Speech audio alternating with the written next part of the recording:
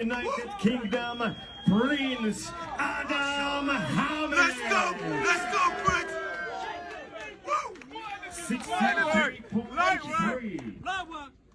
Gentlemen, boxing position. Look at that shape, mashallah.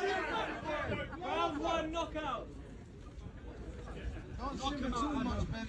And now face to face.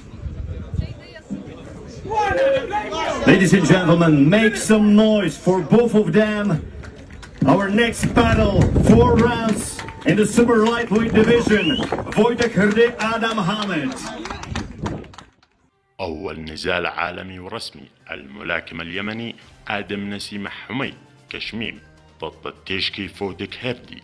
يخوض نجل الملاكم اليمني الشهير نسيم حميد آدم 22 عاما اليوم السبت الساعة 8 مساء بتوقيت اليمن، أول إنزال عالمي في مسيرته بعد 4 سنوات من التدريب قضاها تحت إشراف والده ضد التشكي فودك هردي على أحد الحلبات في بولندا.